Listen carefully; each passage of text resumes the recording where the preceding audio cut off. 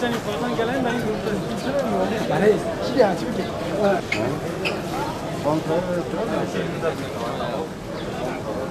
Bismillahirrahmanirrahim. Elhamdülillahi Rabbil alemin. Ve salatu ve selamu ala Resulil emin.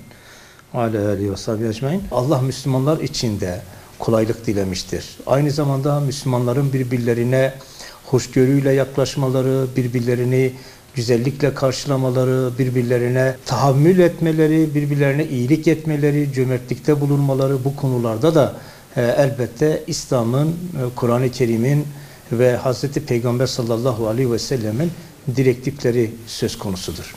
Peki aynı zamanda Müslümanların bir başkasına, yani kendisi gibi inanmayan, kendisi gibi düşünmeyen insanlara karşı da elbette bir hukuku var. İyilikle yaklaşması söz konusudur. Nitekim İslam düşünce tarihine baktığımız zaman Müslümanlar fetihlerden sonra birçok farklı düşünce biçimiyle karşı karşıya kalmışlardır. Mesela Allah'ın varlığını inkar eden tabiiyyun dediğimiz bir grupla karşılaşmışlardır. Allah'ın varlığını kabul etmekle birlikte dualist bir tanrı inancına sahip manheistler, mecusilerle karşılaşmışlardır. Aynı zamanda Allah'ın varlığını kabul etmekle birlikte teslis inancına sahip Nasturiler, Milkailer, Yakubilerle karşılaşmışlardır. Ve aynı zamanda Allah'ın varlığını kabul etmekle birlikte nübüvveti inkar eden Berahime ve Sümeniye denilen gruplarla karşılaşmışlardır. Ve bu İslam'ın ilk yüzyılında bunlar olmuştur.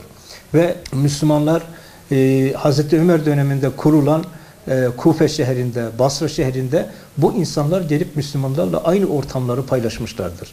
Kendi mabetleri olmuştur, kendi hukukları olmuştur ve bunlar için İslam'da zimmi diye bir hukuk geliştirilmiştir ve bunlar İslam toplumunun içerisinde kendi inançlarını, kendi geleneklerini, kendi örflerini yaşamışlardır.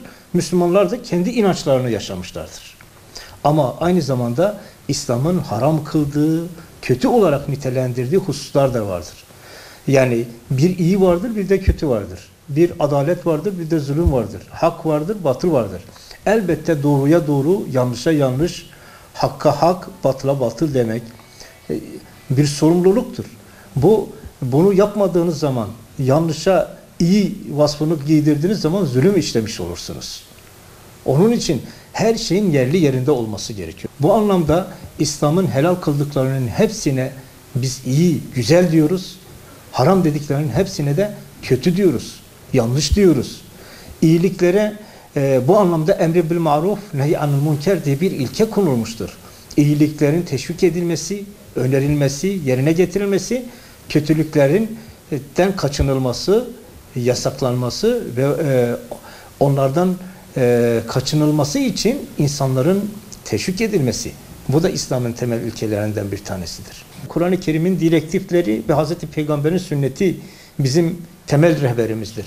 Mesela ayet-i kerimede Yüce Allah وَدْعُ اِلَى سَب۪يلِ رَبِّكَ بِالْحِكْمَةِ وَالْمَوْعِزَةِ الْحَسَنَةِ وَجَادِلْهُمْ بِالَّتِي هِيَ اَحْسَنْ diye bir Rabbinin yoluna hikmetle ve güzel öğütle davet et ve onlarla en güzel şekilde mücadele et buyuruyor. Hz. Peygamber aleyhissalatu vesselama, onun hayatına, onun ashabının yaşantısına baktığımızda da aynı direktiflerin, aynı ilkenin